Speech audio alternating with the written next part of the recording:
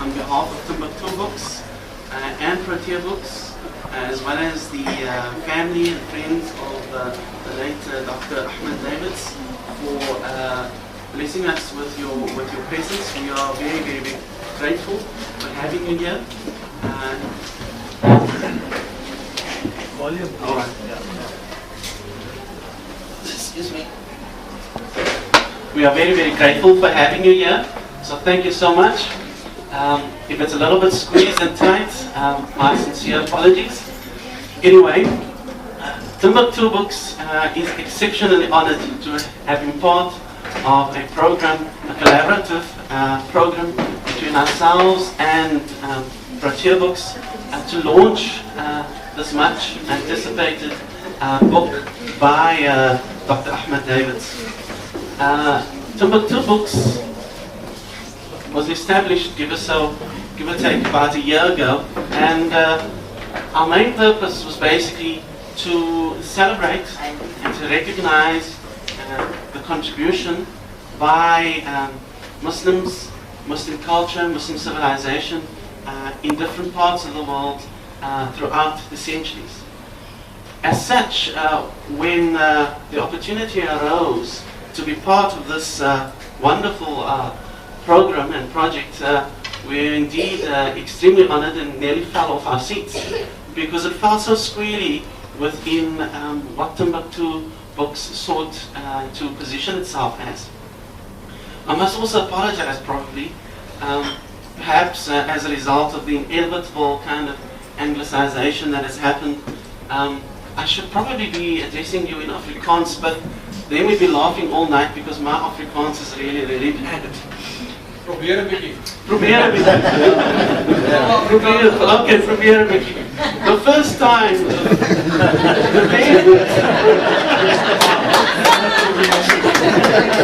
the first time that I saw Willemse Afrikaans was, I was a student of the late Sheikh Saleh Abadi, and he had some kitabs or books, Arabic books, which were written in Arabic, and he sort of taught me how to read it kind of in a very sort of a kind of trial and error. Eventually, if you can read the Arabic, eventually your eye sort of just kind of clicks. Okay, this is how you say this word. Means alif and mim and so on. So, I'm really, really honored to be part of this program. I won't keep you up. I mean, there's a lovely program that is ahead of us. I'll be handing now over to Professor Hein Willemse, who will be speaking a bit about the process and the background of the book. Thereafter, he will then hand over to our guest speaker, Professor Muhammad Harun from the University of Botswana. Thereafter, we will have a word of thanks by Professor Suleman Dangor, who is also one of the co-editors of the book, together with Professor Hein Willemse. We will be thanking our guest speaker, and then we'd love to open up the floor for Q&A. We'll have the three speakers here in front, Professors Muhammad, Willemse, as well as Professor Dangor, and they will be open for Q&A from the floor. Finally, we'll have a vote of thanks by Isak de Vries of Protea Books. With that, I hand over now to Professor Hein Willemse, who, as I mentioned, is also one of the co-editors of this lovely book.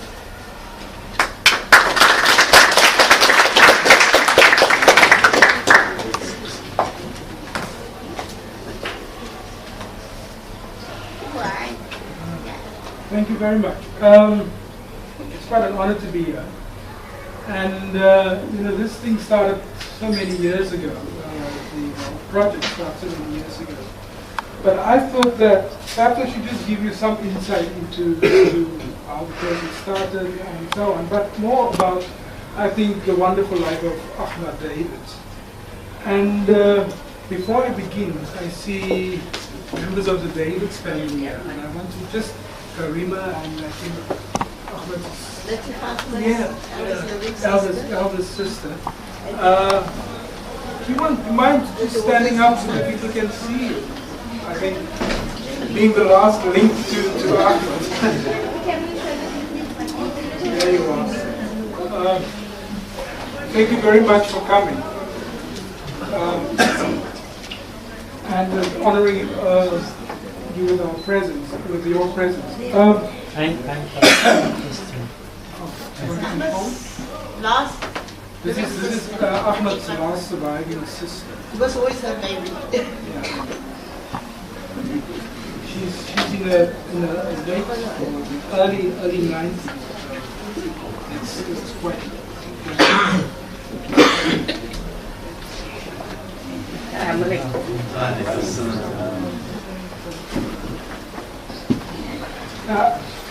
I thought that perhaps the one thing, for me, this is a celebration of the life. This book is for me a celebration of the life of Achmat Davids.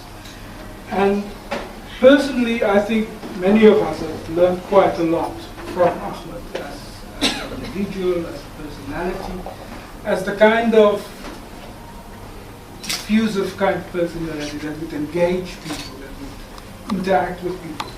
And I thought that the kind of thing that when we started, the first time I met Ahmed was actually in the South African Library in Gardens over here. And Ahmed was sitting at the table and he was involved with this material and he was commenting on it. And I was working on a microfiche station. At that time it was new technology and I didn't know how this thing worked. And I don't think Ahmed was all that technologically savvy himself, but got up and he helped me with this thing. And we had something of a friendship going, meeting in the library. I'm a non-smoker, and every now and then I had to accompany him on his long coffee break. And we had all sorts of conversations, ranging from the Kramat to the Tana Barud, to all sorts of new things that were happening. Ahmed was the most slovenly person I his shirts were hanging. He was smoking all the time. He had perhaps one cigarette in the mouth and another in the hand and another waiting somewhere else. So, these conversations around whatever we were talking about went on for, instead of 10 minutes, 2-3 hours. So none of us got our work done in the library. They had to come back the next day. But I thought it was a wonderful sense. I mean, I got a wonderful sense of a person that I actually just met as a fellow researcher. There was nothing more than that. It was not nothing. I was not engaged in any of his work, and he was not engaged in my work. But I thought that the sense that I got from him was the sense of commitment. He had a sense that he was doing something that was quite important. The work that he was doing was important. The fact that, and every now and then, for instance, there are 2 or 3 reading rooms in the South African library. It's a bit off the beaten path. Instead of the public reading, there are smaller reading rooms somewhere else. And we sometimes had to connect some, met up there. And Ahmed would come to the table, and to my table, and say, "Listen, did you see this? Did you see this?" And it like was engaging with this material. Not that I could read Arabic at that time. But the point about it was that he was the kind of scholar that I thought every one of us should want to be, namely an engaged person for whom the world made sense because he could understand it, because he was allowing us to understand it. And in more ways than one, I think the sense of involvement was for me a very important aspect of it. He was a very undogmatic personality.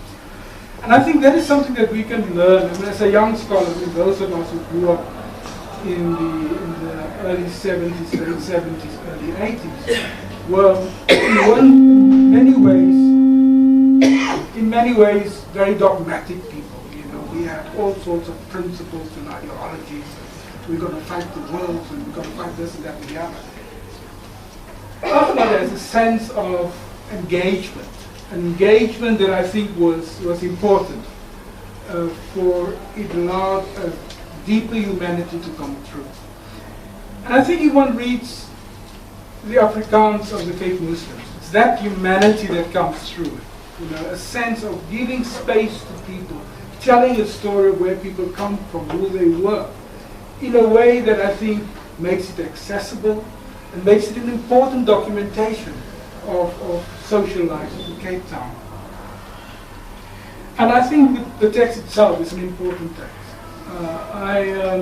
We've worked very long and hard hours, and it was stopped doing this thing.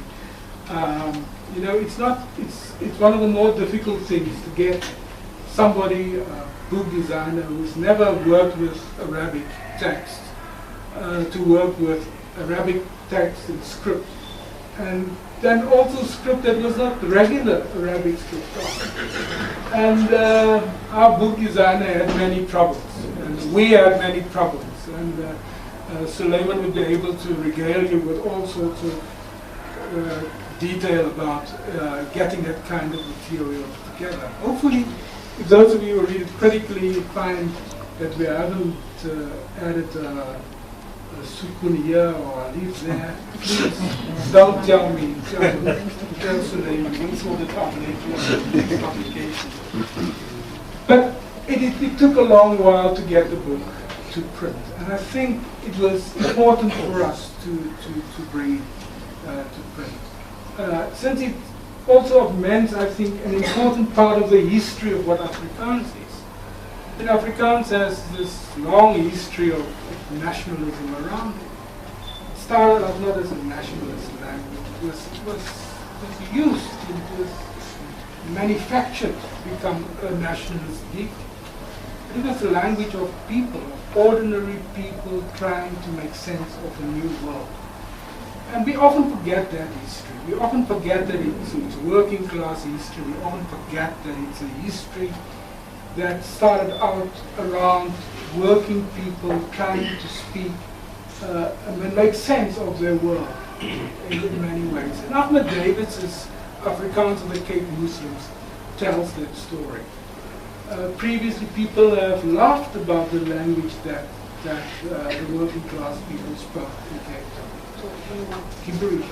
If you look at this early text, a lot of that has to do with the gibberish that these people were talking about, these slaves and these indigenous people. What Ahmed shows is how one group of people said this language is important for us because it's a language about the people, about their religion, and it's valuable for itself. Because it's a language of everyday life. And we often forget that. I think that that kind of history is something that we need to tell more often. We often forget that there are layers and layers and layers of history in our country that we often do not know about. So I'm not going to speak. I mean, I can go on for hours, and if you give me time, I'll probably go much longer. But for me, then, in short, and this is a book that I think is valuable, a valuable contribution, and Ahmed has to be thanked for it, to the literature on early Afrikaans. It's an important contribution to the history of Islam in Cape Town, and it's an important contribution to what is called today Ayami research or Jami research. That's a text in Arabic script throughout the world. I think it's a good place to be in Timbuktu books, because that is actually exactly the kind of work that Ahmed has done. On a minor scale is what is being done currently in Timbuktu. Finding these texts that have been forgotten and making them, giving them a new life, bringing them to the fore so that we can experience and understand them.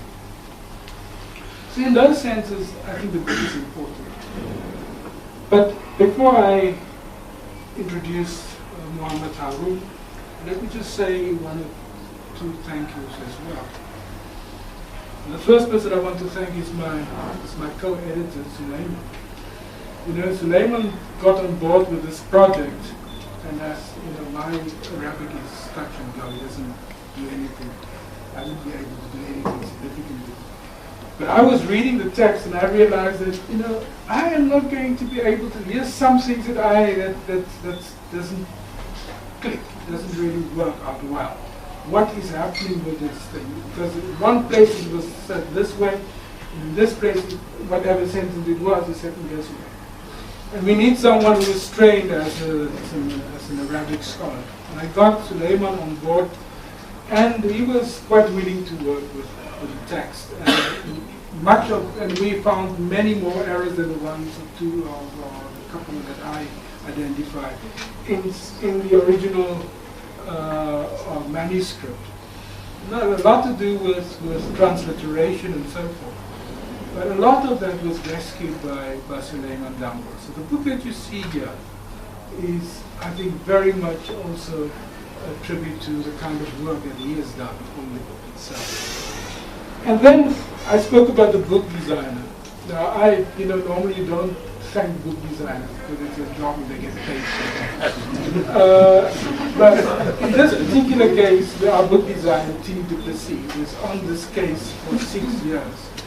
And he's been working and then leaving it and coming back to it, and we had trouble with it, and we had to find new fonts, and we had to find new programs and so on.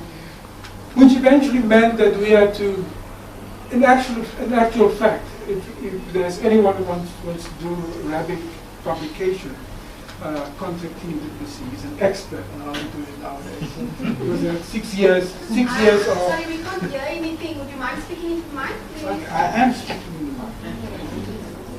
He had 6 years of experience on it. So anyway, thank you those two people.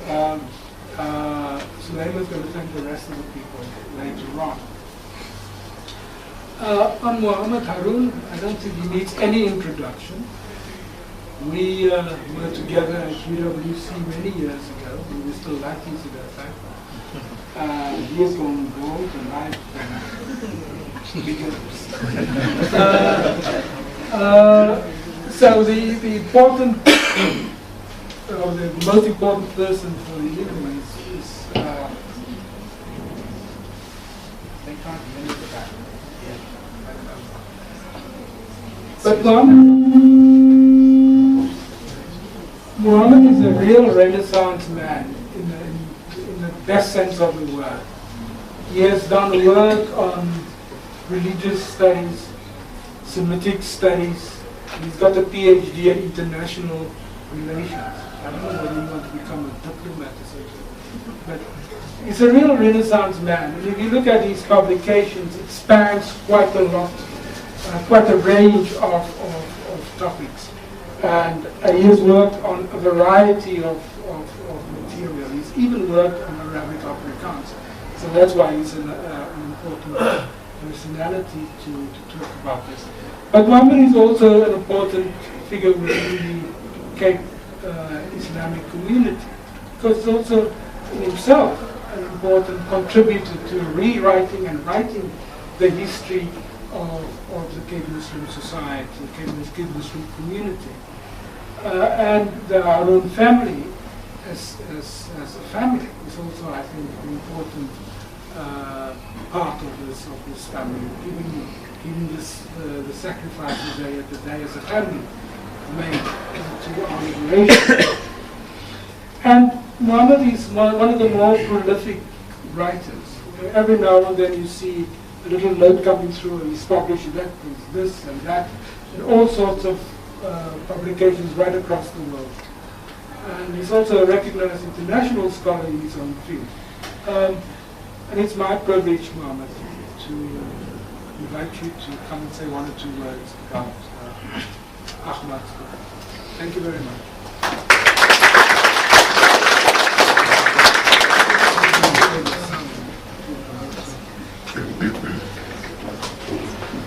Lumela, because I come from Botswana, so that's how I normally start my class. Mulweni, Bayān, good evening. Assalamu alaikum wa rahmatullahi wa barakatuh.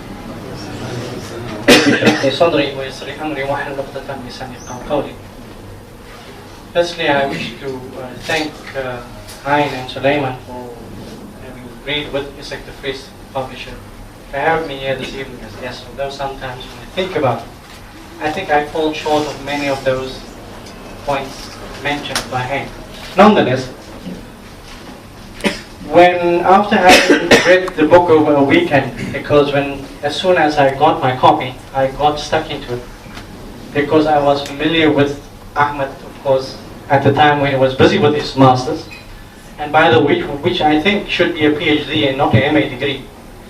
But that was also mentioned partly by Theo Duplessis in his foreword, if you read, saying, sort of indicating that he had requested the university to upgrade it to a PhD.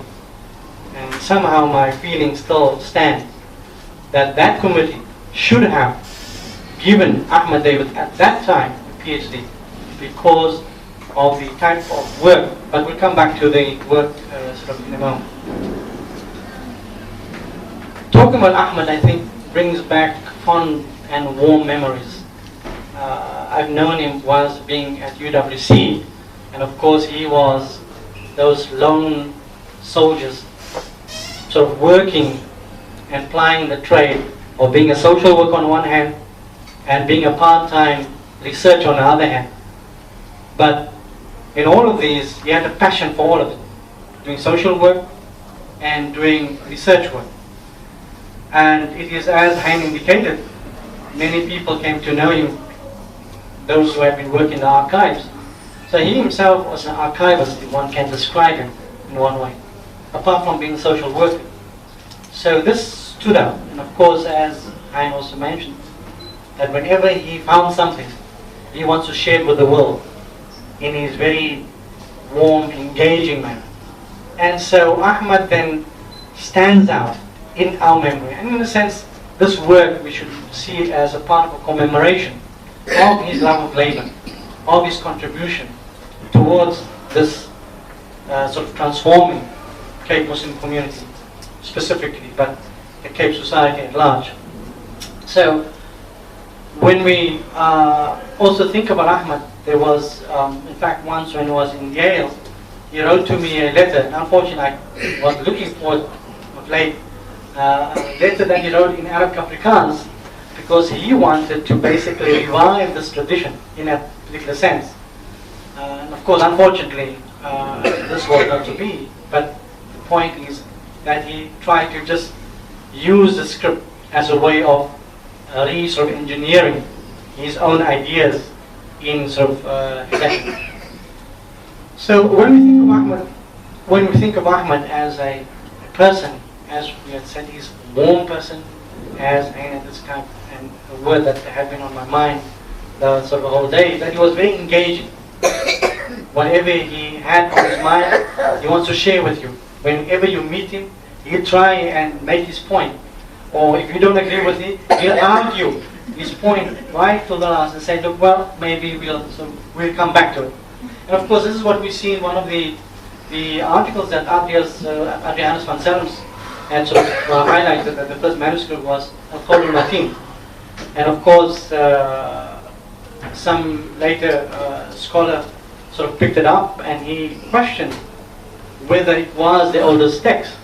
And then Ahmad, who had made a point in one of his earlier writings that it was basically agreeing with Adrianus van Selms, revisited and then concurred with this writer. Of course, his name can't sort of come to my mind at the moment. And then he basically changed his position and also arguing why Adrianus van Selms was incorrect in terms of identifying that text. So in that way, Ahmad sort of was quite open to being criticized, but at the same time being prepared to move ahead, to forge ahead. And of course, what we also find in him was somewhat of a mentor, somebody who would like to encourage others to do archival work, to do research work. I mean, we were like, he said, we were like this at UWC, in a sense, though we were in the academic arena. But what Ahmad did at the time was amazing. As far as my bibliographical record goes, he has written more than 56 articles, including, of course, the two books that you are familiar with, or should perhaps look at, Mosque Mukab and Tanabaru. And then he had a manuscript on the last in 1997 on Sheikh Sultan's, I don't know the full title, but which I think another friend of ours encouraged somebody to also edit, to work on. But what sort of this basically indicates, and that Ahmad was working on all sorts of things. And I remember in 1989, there was a series of articles that appeared in Burhan, Islam journal, magazine, which unfortunately is no more, wherein he had more than 11 articles on the various karamats.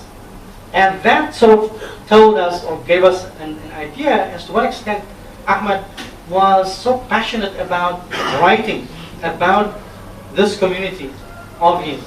And of course, he basically placed it on record. So many of us who basically sort of emerge as researchers somewhat later or at the same time, we were very much affected, in a sense, or influenced by Ahmad's writings.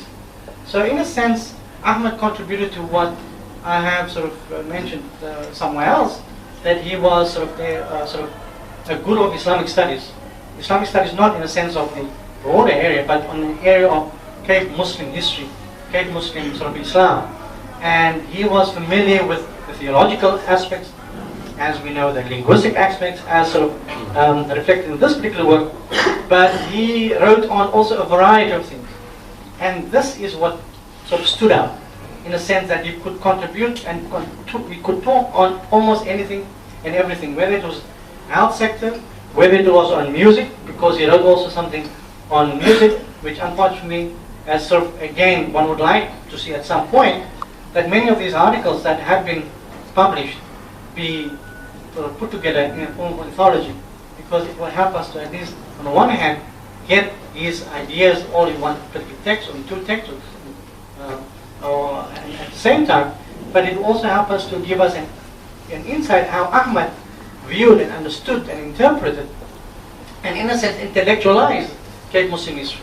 So it is because of that that many of us benefited and still benefit from his writing, despite the fact that Ahmad is no more with us. But many of us cannot ignore any of his writings, no matter who we are in terms of the research. Of course, we talk about Cape Muslim history, and even about Cape South African Muslim history.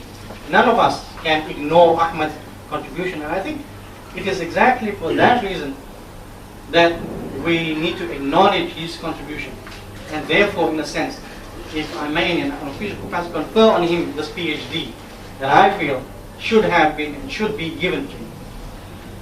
Now, as we had sort of mentioned, that he had touched on a number of variety of aspects. We can't sort of go into all of these. We mentioned the fact that touch upon music, health sector, and so forth. And we basically want to just come to this particular work that he has sort of had done for his master's degree. At the time when he sort of embarked on this project, which of course he had published a few articles prior to the publication, or rather to the completion of his research work in 1990, 1991. He had one of the most important articles that he had published, which of course forms part of this particular work, which was on the letter E, the issue of social engineering of the letter E by Abubakr Effendi.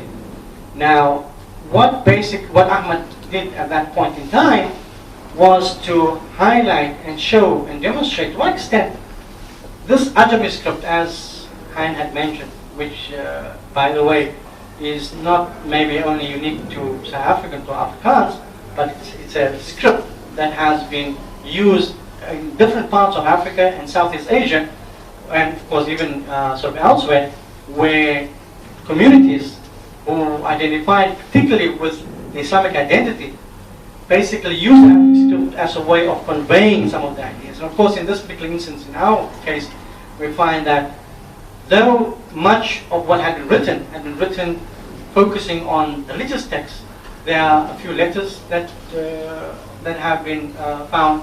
There are a few sort of few other texts that have been found that do not necessarily fall within the ambit of religious literature, but outside that. And that in itself is an indication to what extent, because Arabic-Afrikaans, as the term has been coined, sort of used by sort of Dr Achmat Davids, have been coined to basically try and capture. And of course, by the way, this particular term has also been debated subsequently by some scholars, in a sense arguing that should it be Cape Muslim Afrikaans? Should it be sort of Afrikaans in the Arabic script? And of course, it was, and of course in the case of Ahmad, he basically agreed that the term that Adrianus van Salms came up with was indeed a very useful term at the time, and still then, of course, up to the time of his death. And one would think, when one thinks about it, it's still very much applicable to this very day. Now, when we think about this particular work, of course, one of the important things that he sort of highlighted in his sort of early chapters as part of his objective, he sort of made the point that this is not a text on philology or comparative philology, which of course is a sub-area in the area of linguistics. And his concern was more to answer a particular question which he raises in the concluding part of his text, is what type of Afrikaans did the Muslim community speak at the Cape during the 19th and 20th century? So in a sense, this particular question that he raised at the end, that he answers throughout the text, is an issue that, of course, he addressed by looking at texts that have been written in the Arabic script and also texts that have been written in the Roman script. Because for those of us who have read the text, and one chapter where he looks at manuscripts that have been looks at Muslim theological sort of issues or texts as such, but they were written in the Roman script. So there's this sort of transformation, or this transition rather, that takes place. And Ahmad David basically clearly demonstrates how this transition takes place and took place. And in the process of doing this as such, what we find is sort of very important in Ahmad's contribution is that he picks up the works of scholars such as Adrianus van Salms, as we had mentioned, Hans Keller, Peter Muller, and others, who have basically tried their hand and commenting on these and arguing against some of the points that they had made. And this is where you can see Ahmad's creativeness. In other words, where he engages with it intellectually and arguing sort of to why he does not agree with Adrianus van Salms' particular hypothesis. And of course, this is where you find Ahmad basically making himself stand out as an important contributor to Afrikaans linguistics in general, if one can do that way. And of course, more specifically to the Cape Afrikaans or Cape Muslim Afrikaans, as we sort of read in the text. So, in that sense, he basically makes an important contribution. And when you go through each of the chapters, you find that he argues his case thoroughly, not sort of very superficially. And a point here and there, if he does not know a point, he will say, I'm not too clear about this. And hopefully others will basically take on. And of course, in the concluding part of the book itself, he basically gives guidelines to other researchers. And I think this is again what sort of stands out. To what extent Ahmad was able to see the gaps. Because he made his contribution, and as we know, that there are many manuscripts still extant that are available. Now, unfortunately, I think maybe just a comment on the issue of manuscripts is that there have been attempts made by individuals to try and collect them and to basically house them. But unfortunately, some families, understandably so, have been very much concerned with what's going to happen to these manuscripts. But I think for us, from a purely academic perspective, it's important that it be housed in the heritage house or museum or somewhere where it can be looked after and kept, because this is part of the history that Ahmad David has been so passionate about, so concerned about. And it is these sort of issues, or these manuscripts, that were the main sort of ingredients of Ahmad's study.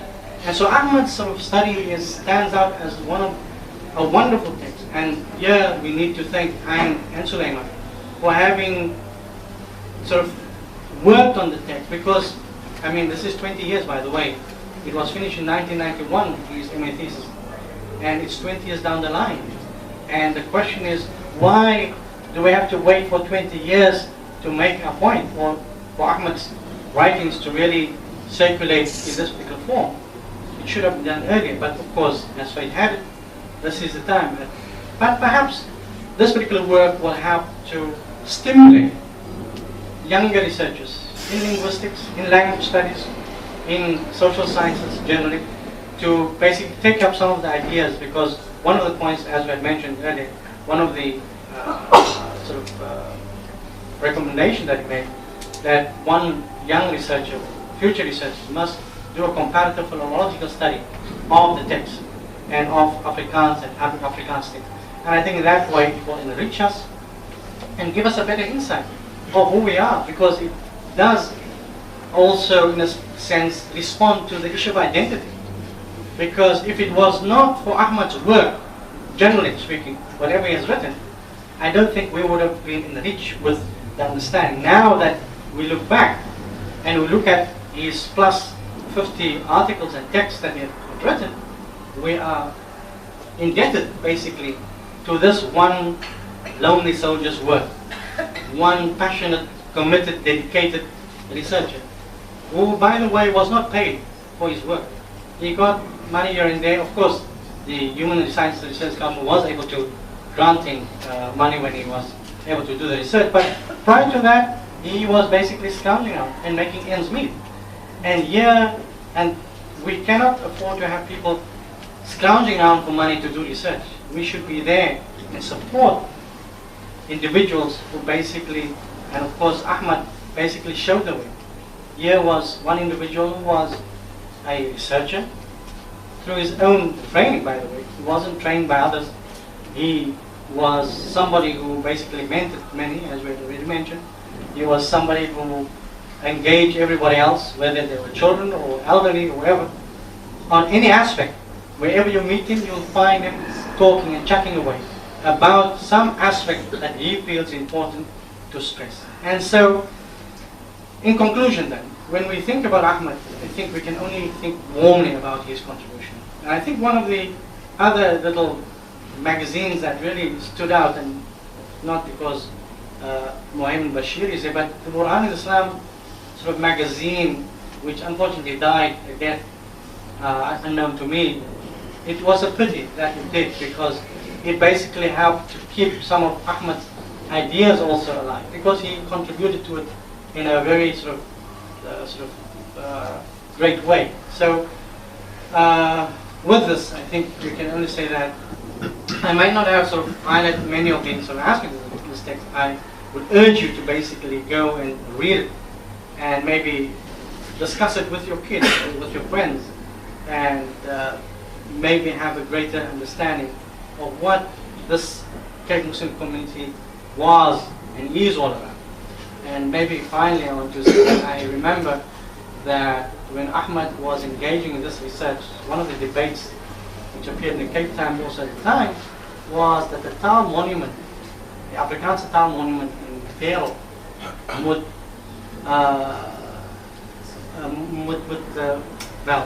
Afrikaans is frog, niet frog. So it should be shifted to the Book House, because that is where the root or the basis, the genesis of this Afrikaans and Arabic basically is, and where the community that emerged contributed in a substantial way.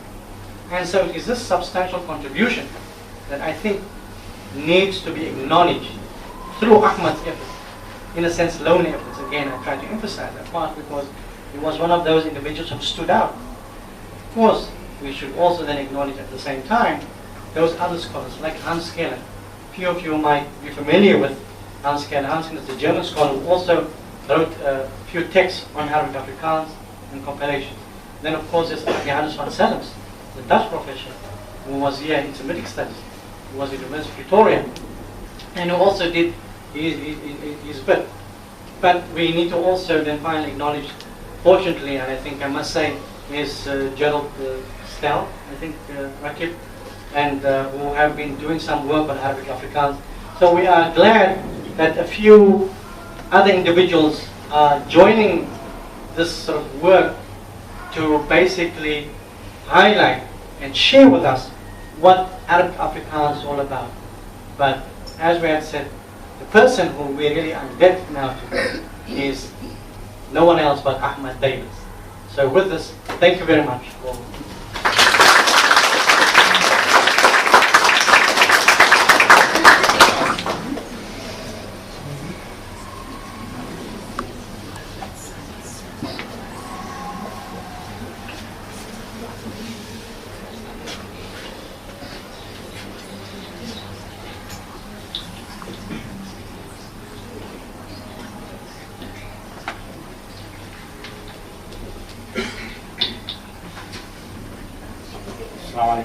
Good evening.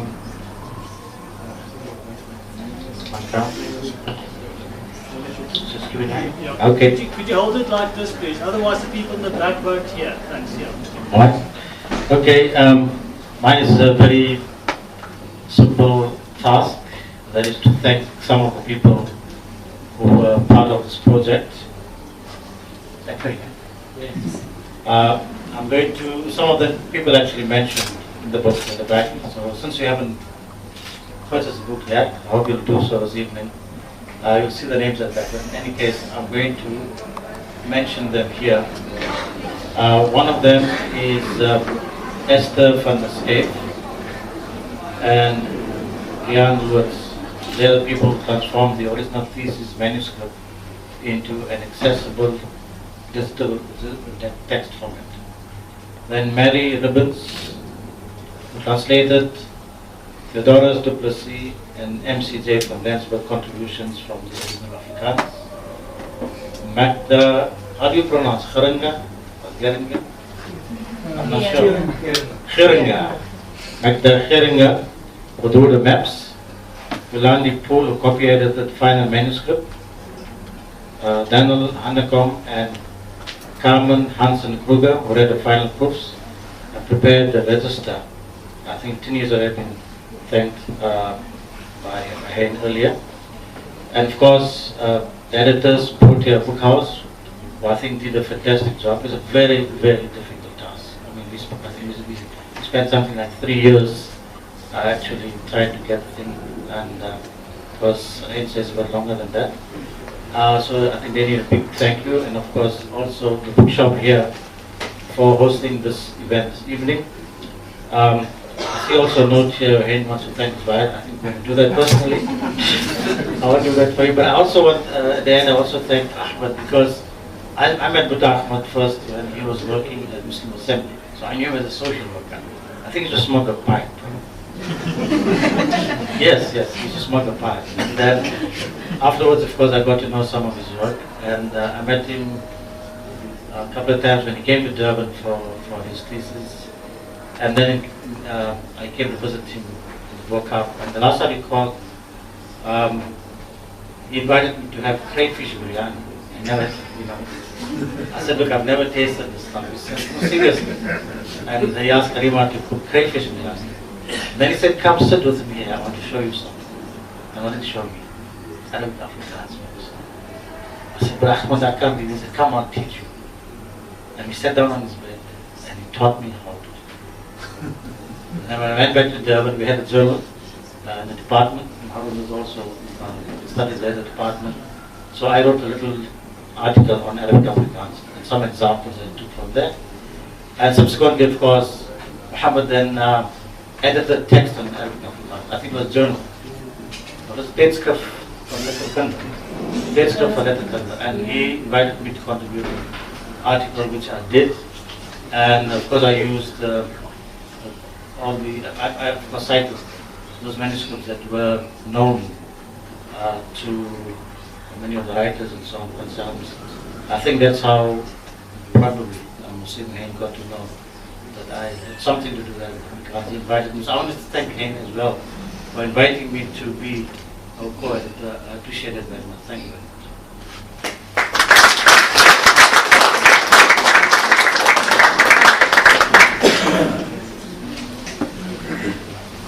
If we can open up the floor now for some Q&A, and I'd definitely like Professor Hein as well as Professor Dangor to come up here in front with Professor Muhammad Harun, and we'll definitely open up the floor for some questions. We'd be delighted to accept questions from you.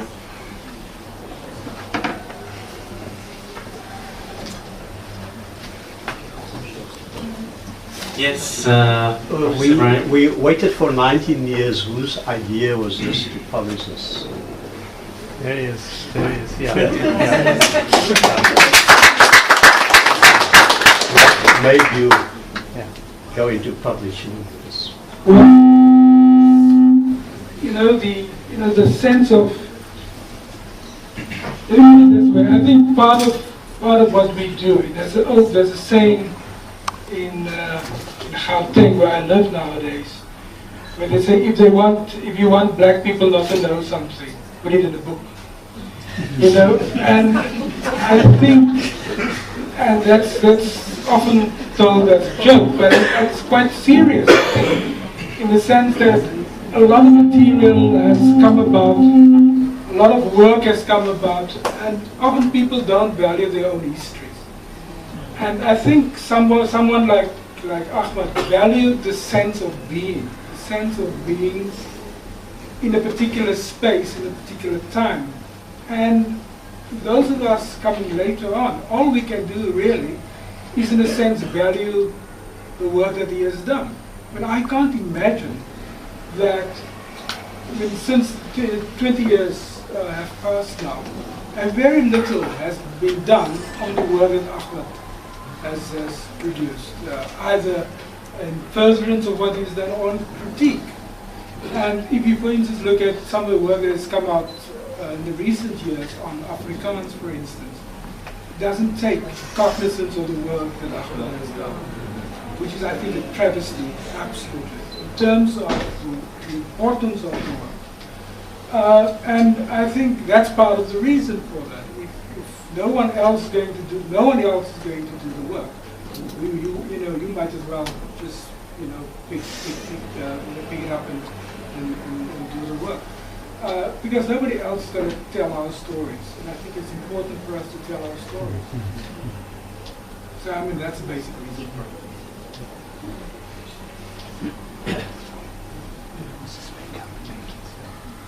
Why was it not written in Afrikaans also? And also, what is your relationship with the Hein, just project your voice to the back, please. Sorry, okay, it's just the I guys think in the back. what is happening in in the case of Ahmad, his scholarly language was English, and I think that the book has got a wider audience probably because of that. Those of us who are working in Afrikaans and write in Afrikaans know that the area is quite confined. And most of us write in English and write in Afrikaans and translate our work into English. Because it also makes a point about the broader general scholarship that's out there. But I don't think that's an impediment on the work. I think that it was just part of his scholarly arsenal, so to speak. And is a relationship with the Article? Yes, I think he had a relationship with the Article. But as I said, Ahmad was not a dogmatic person. He was, you actually had to convince him that you were wrong. I think he fundamentally believed in the goodness of people. He was, but those of us who knew him often criticized him, either to his face, and had these long, engaging battles, and he would come back 3 weeks later and say, you made the point that way, and I want to, I thought about it, I want to take it up with you. So he would continue an argument that happened 3 weeks ago, he argued about it. And I think he had relationships with all sorts of people that I would be very dicey in terms of my own relationship. But it says a lot about me. It says less about Ahmad, who is an engaging personality, who valued the sense of being, as of people, being with people. And I think once you see it in that light, for instance. If you talk about the Article, there are people today who have serious concerns about the Article and their relationship to Muslims and their relationship to upholding Christian identity and so forth. I would say, you know, you know, I engage you as a person. Let's talk about this, that level, and then, you know, if you're wrong, you know, prove to me that you know, you're wrong. But I mean, in all honesty, do you think this type of Afrikaans will be preserved? Because in essence, Muslim people in Cape Town, they don't speak Afrikaans, or at least, you know, they pretend not to speak Afrikaans. Ek is van Worcester oorspronklik, so ek kan Afrikaans. But what I'd like to, like for example, there are certain words, you know, which, like a word like sopa, which the older people would know about, or merang, or even like events like Amantua Plus, which, I mean, it's dying out, you know, it is. For me, with all due respect, this looks like an academic exercise. Yeah, but I mean, it's being spoken, it was spoken about 100 years ago, you know. You know, but, you know, that might be, I don't know about that. Yeah, maybe. But let me just say, before I give it to Muhammad,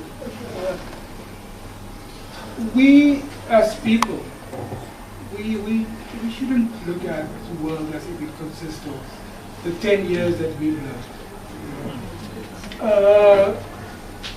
I'm always very scared when people start looking at their world as if it's the only world. In this particular instance, if somebody tells me, you can be English speaking, Cape Muslim. You would know, you can say that word wherever in the world. That is a Cape Townian speaking. And it's a sense of deep identity that we often do not judge. We do not judge ourselves by that. And I think we are allowing our histories to go to pot simply because it's not relevant to us and, you know, the little me there. But in the broader sense of who we are, it's absolutely important to understand where you come from. And I think one of the great tragedies of language, for instance, talking about Afrikaans, is the sense that people have said, you know, we've got no relationship to Afrikaans. Which is not true, because this language actually started within the Cape Muslim community. What's happening? They disown it. Instead of saying, but this is what we are. This is essentially what we are as well. You know, and we are not only one thing, we're more than one thing. We're not only one being, we're not only, and the whole sense of history is a laid one. So I think we should be very careful to imagine that we're only one little thing. Because we consist of so many histories, so many stories. And it's only because of that. You know, if you don't understand the word supam, which means, by the way, wysgerigheid, piety and wysgerigheid, that is something that, you know, perhaps one should have a look at. You know, when I, for instance, often make the argument about Tramakasi. I know the Cape Muslim community, in large part, you know, say that, you know, we'd rather use Sukra, which is fine. But Tramakasi also says about people here in a much deeper sense of who they are. Because the word Tarima Kashis is such a deep word. And the Cape people, the Cape Muslim people, have taken on that word and gave it a certain sense of self. And if you ask anybody in Cape Town, what does Tramakasi mean? It says thank you, but it also says more than that. It says sharing, you know, and it reflects the long history of where people come from. And I think it goes back again to this being non-dogmatic in the sense that we need to understand that these histories are there and we need to discover them and make them real in our lives. Well, I think after that discourse, I don't think I need to add much, but I need to say. But let me just say this, I think the idea of identity is something that we are still grappling with. And language is part of that. I think we cannot deny. whether our generation of kids, I mean, our kids are losing, and even I myself am losing the touch of even speaking fluently, or at least sensibly. But the point which we need to make is that Ahmad's work has helped, despite the fact that yes, it's academic work, but it has helped to give us a better understanding of who our community were then and who it is now and where we are going. And I think that is something that we cannot overlook. Secondly, what Hein just mentioned, this shift from Tramakasi to Shukran, is also an indication of our own internal battles that we are struggling with. This ideological, what we call Arabization battle, because this Islamic consciousness, now because we become Islamic consciousness, or maybe through also, you know, also fakir, zoals al zei, in the sense also the notions of tablighi, also the notions of ibadah, which is fine. Everybody has space. And so Ahmad has basically helped us to give that sense to us. When we look at the theological texts, the manuscripts that he sort of looked so deeply into, the whole issue of the 20 sifat, those are numbers, the 20 qualities of God. That for us still, even I think our generation of the community, it's still etched in our memories because we were taught, we were brought up in that. And so what Ahmad tried to do in the study was to bring to life some of why these were done and why we sort of interpret and understand theological issues in a particular way. And so it is exactly for this reason, apart from the academic dimension, that hopefully at some later point, in fact, I think this whole issue of Arabic-Afrikaans need to be simplified and to be part of school textbooks, so that at least at that level, our kids can understand that there was a contribution of a part of our society or the early community towards giving the sense of who we are. And I think that is basically what we need to do. So yes, we will be losing it, our children are losing it, but at least it has now been documented. Now we can read it in book form, it can be circulated, and perhaps even translated into other languages, maybe even Afrikaans, from English to Afrikaans. But the point of the matter is that it is there, and I think we can something we can latch onto, and this is what we should think about and look forward, look ahead and see where are we going to with what has been written so far.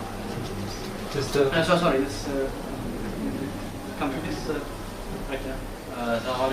Perhaps just if I could offer a contribution to what the gentleman has said with regard to the Afrikaans, die Kaapse Afrikaans. Nou, ek kan Afrikaans praat en ek mag miskien as ek hier Afrikaans gaan praat vanaand, dan sal het wees dat baie mense sal miskien nie uitstap en dan sal jy verstaan wat ek gesê het vanaand. Daai Afrikaans wat gebruik was in die Kaap. But be that as it may, the area of Afrikaans and the Afrikaans that Ahmad refers to as the Arabic-Afrikaans, Arab-Afrikaans, it's an area which has been, I would think, underappreciated in the sense that when Ahmad looks at that, he's looking at the way the language was formulated within the mouths of the slaves. Okay. What I'm about to say is that more than that, we're looking at a particular lifestyle, we're looking at a particular culture. And when Professor mentioned the word Temakasi, and he was referring to a deeper meaning of this word, and when we look at this, and for us who understand that language somehow is culture bound, then we look at a particular culture.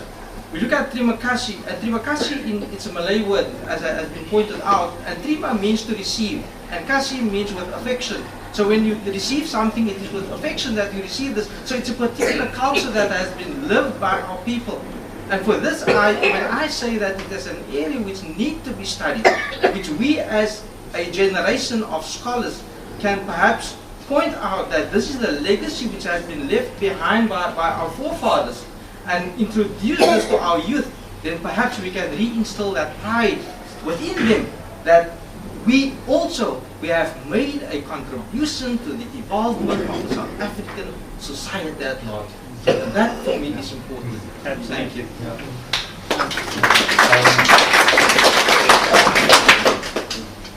I don't think it's about whether this research is academic or non-academic. I think it is the contribution of the personality and the passion that he had for contributing whatever he did. I think that is more important. And this man was driven by Islam as his religion and what Islam contributed in terms of the language and of course in terms of the culture.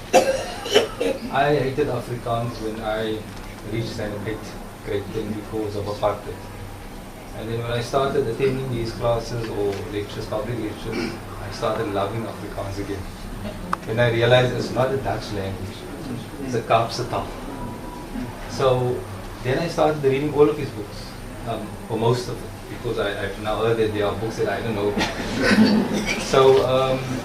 So whether it was academic is not an issue. He instilled that sense of pride.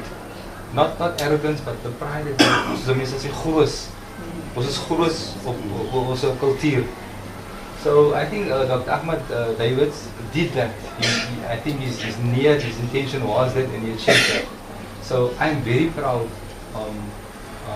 of him for having achieved that.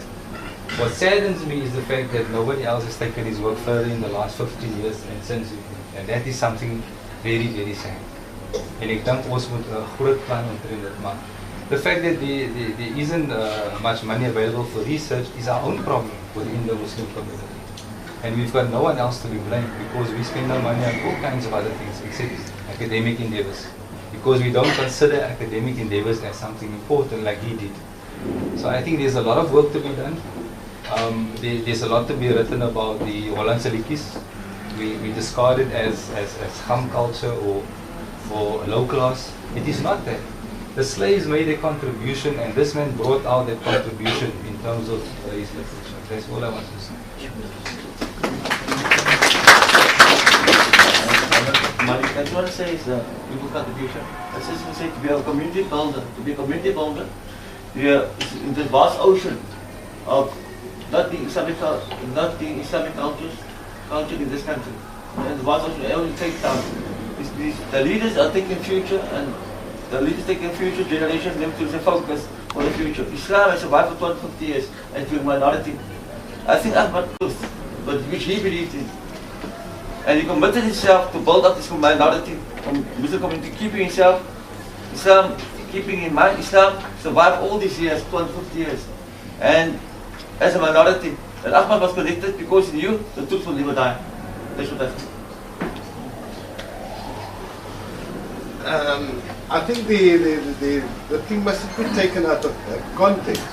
That Achmat Davids was not a person that you would associate with language, that you would associate with the history of the Cape alone, or you would associate with any particular article or any particular topic.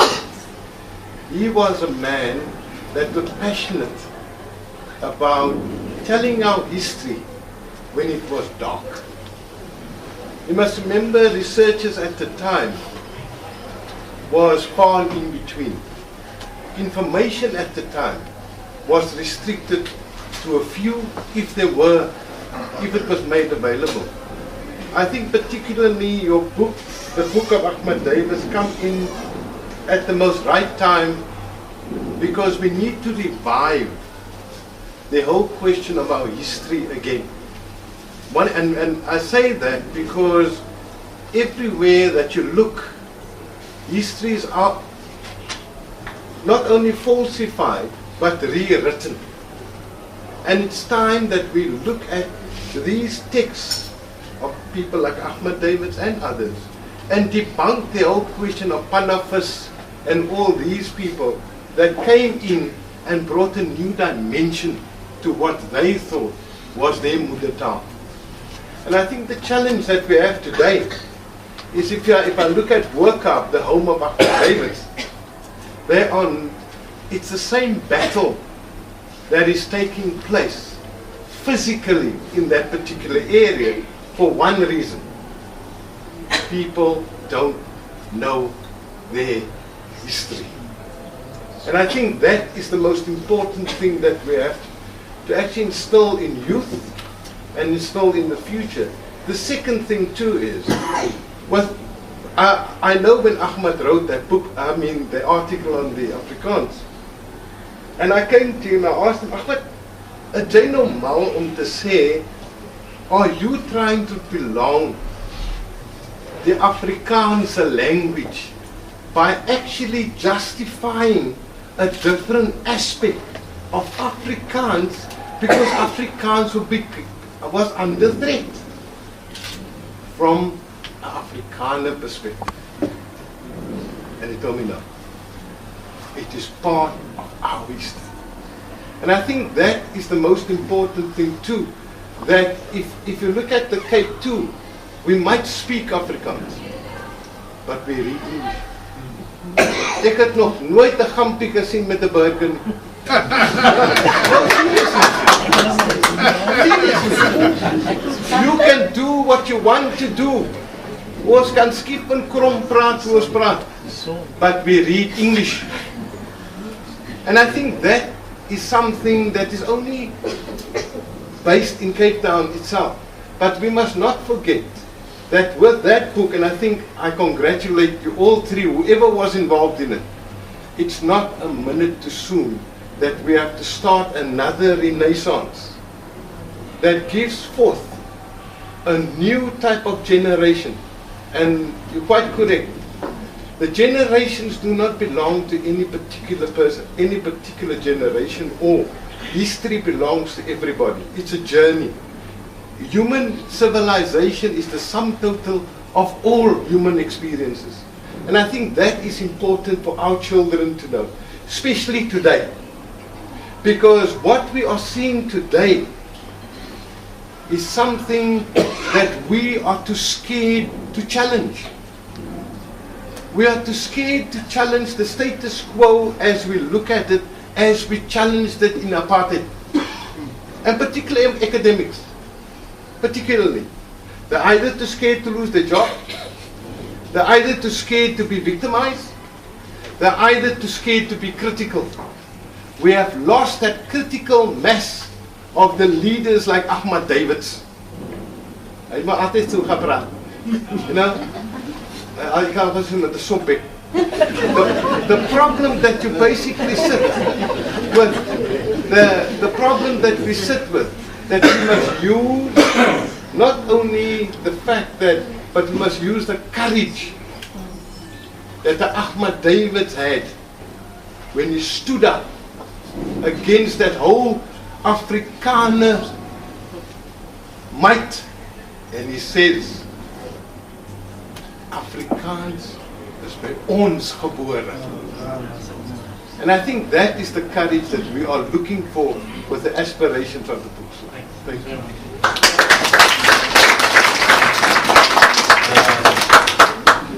I think first and foremost, no, it's okay. Was also being an archivist also. What I want to say is first and foremost, thank you to Ahmad for what he's done for the Muslim community. And not only for the Muslim community, but he's really put us on the map worldwide. And what we see here tonight is part of that beautiful heritage. And you can only be proud if you know. And as the gentleman said, we don't know our own history. Now here comes the problem, we don't have enough researchers. Alhamdulillah, there is some light at the end of the tunnel. The Worcesters come on board to do research in the archives about their history. And just recently, I was present with Sheikh Muttaqin at the meeting of Simon Town people. They come on board. They are celebrating the centenary of their masjid in Simonstown. But I pointed out to them, as early as 1875, when the census taken in that year, there were 292 Muslims. And here we have a calling in our communities, our young students. Here's a challenge to come on board, to do that research, that we can write our own history for our own perspective, inshallah. Shukran. Well, I think, well, I seem to become chairperson.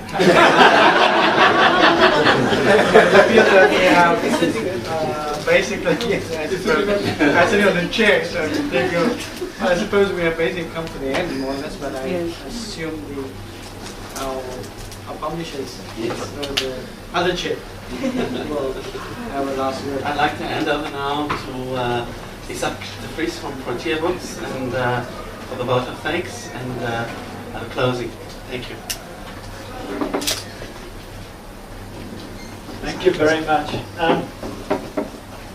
One brief little comment. Professor Tony Links, who was one of those people who also did a lot to actually debunk the myth of Afrikaans wat net 'n wit taal was. Hy het altyd gesê, daai taalmonument wat julle daar gebou het, nou bou julle die grafsteen van Afrikaans.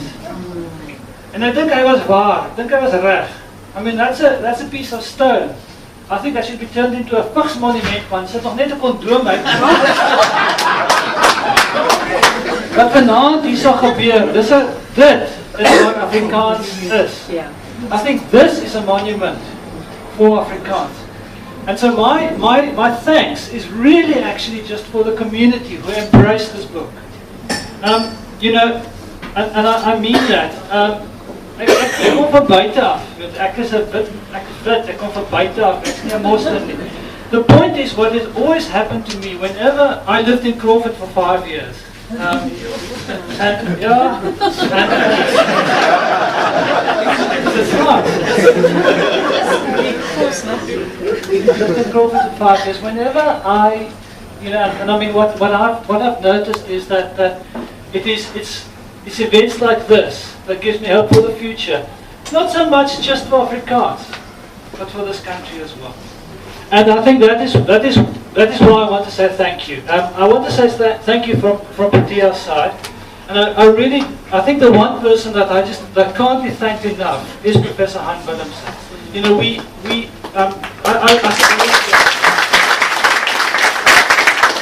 has been said that it's 20 years since Achmat wrote this book. And it was Hein that basically knocked on doors and said, hierdie ding moet uitkom, dit moet in die gemeenskap kom. I think that is important. There are quite a number of other people. I just want to say thank you to Salih for actually giving us the bookshop here. It is a fantastic venue, and I think it's absolutely the correct venue for a launch like this. You know,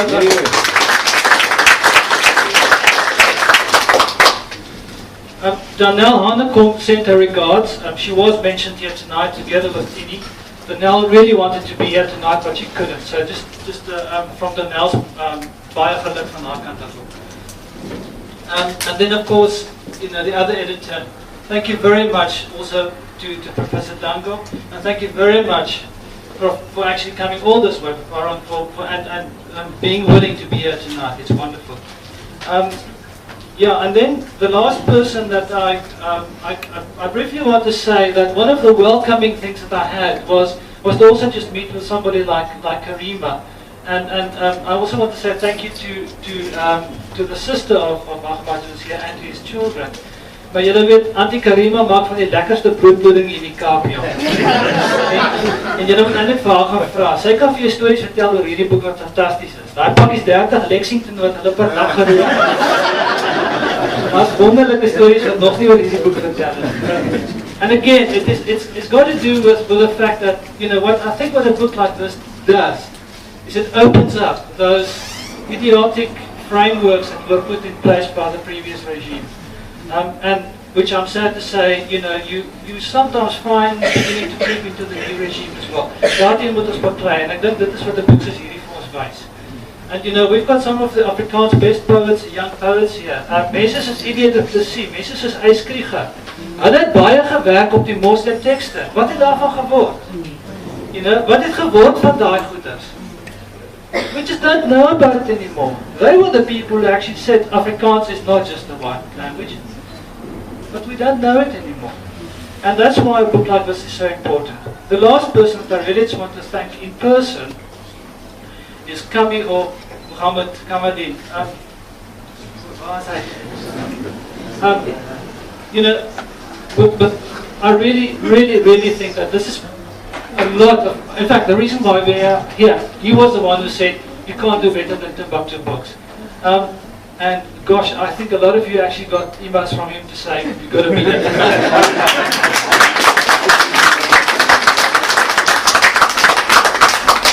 Final word of thanks. We've got wonderful representation from the press here tonight. Books Live, Nice Perhaps is here, Litnet is here, and we had we had fantastic also from the August group and everything like that. But one group in particular, I just want to say the Voice of the Cape was fantastic.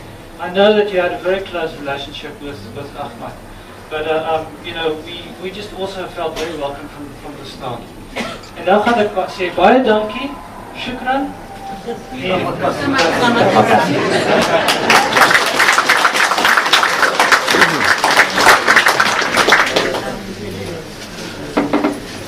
On behalf of the Timbuktu Books, thank you so much.